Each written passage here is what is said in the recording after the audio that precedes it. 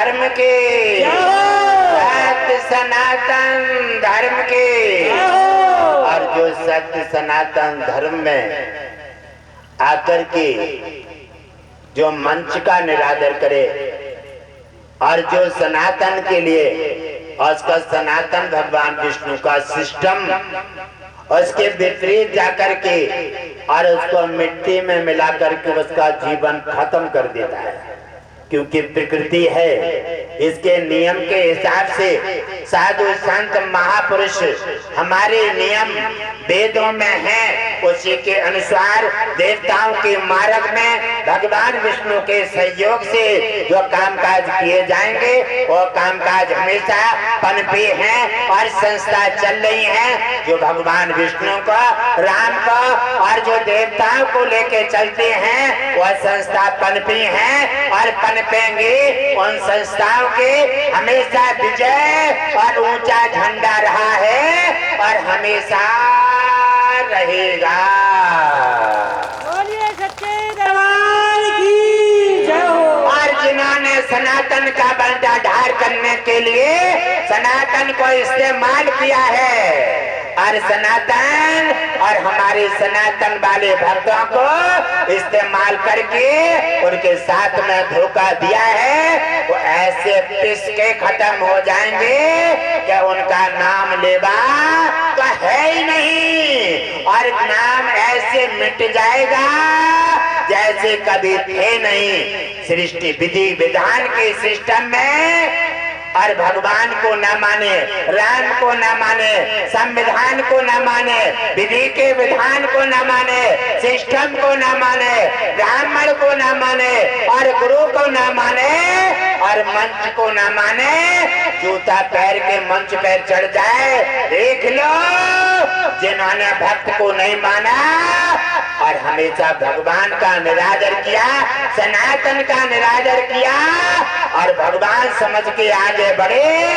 कुदरत ने, प्रकृति ने, भगवान विष्णु ने ऐसा धक्का मारा वो जड़ से खत्म होकर के दुनिया से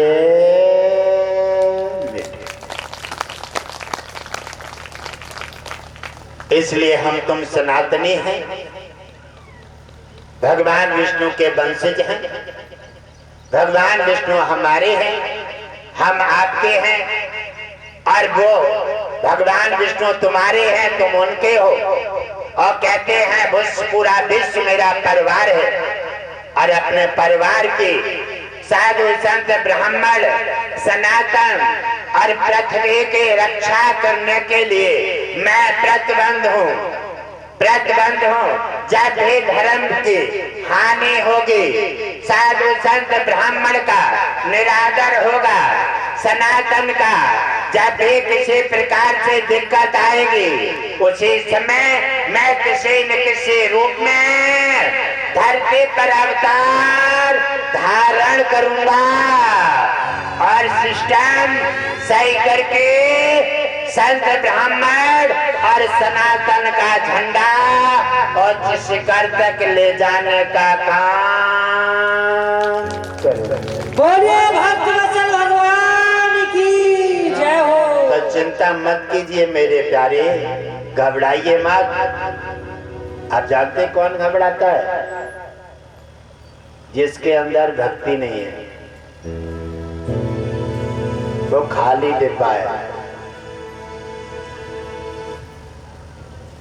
और वाक्य तू बजा, हवा चलेगी तो लुढ़के होगे।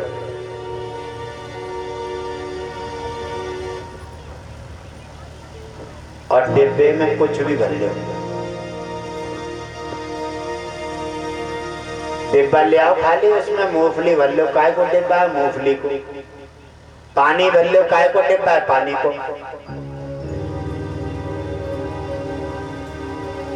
यानी जो भी भरोगे डिब्बे में उसी का डिब्बा बजने लगेगा। तो परमात्मा ने खाली डिब्बा भेजे धरती पर। मानव जीवन में आता है तो खाली डिब्बा आता है, आने के बाद माँ गुरु बनती है, पहले डिब्बा को भरने की कोशिश करती है, देवता गुरु बनते हैं, देवता इसका जान डालते हैं, पालन पोषण करते हैं और 3 देवता 24 घंटे मदद करते हैं, अग्नि, जल और वायु, जिनको कोई भी प्रदान नहीं करता। कोई इनका सम्मान नहीं करता। 24 घंटे कहते हैं हवा नहीं चल रही है, गर्मी लग रही है। देखो गर्मी की वजह बचना चल रहा है ना, चल रहा है।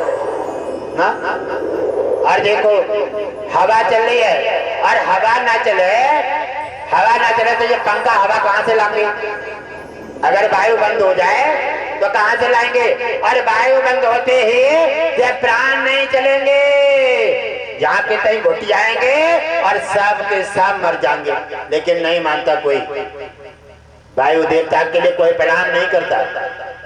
ऐसे अग्नि, जल और वायु, ये 3 देवता हैं, वो आपके जीवन के दाता हैं, आपका जीवन के हर पल रक्षा करते हैं। इनके समर्पित भाव से आपका, तुम्हारा, उनका हर समय समावेश रहता है। उनको हमें प्रणाम करना चाहिए, उनका आदर करना चाहिए, लेकिन नहीं मानते। क्या करेंगे? गर्मी लग रही, कूलर लगा लो, एसी लगा लो, पंखा लगा दो, हाथ से पंखा से हवा करने लगो, ये उपाय करोगे। लेकिन हवा अगर बंद हो जाएगी तो पंखा भी हवा नहीं देंगे, सब कुछ चला जाएगा, जीव जंतु पौधा सब शांत हो जाएंगे। इसलिए देवताओं के माध्यम से हम और आपका जीवन चलता है, उनका धन्यवाद करना चाहिए, उनको प्रणाम करना चाहिए। इसलिए देवता प्रसन्न है तो हमारे जीवन में बीमारी नहीं आएगी। आप जानते हैं बीमारी कब आती है? जब देवता नाराज हो जाते हैं।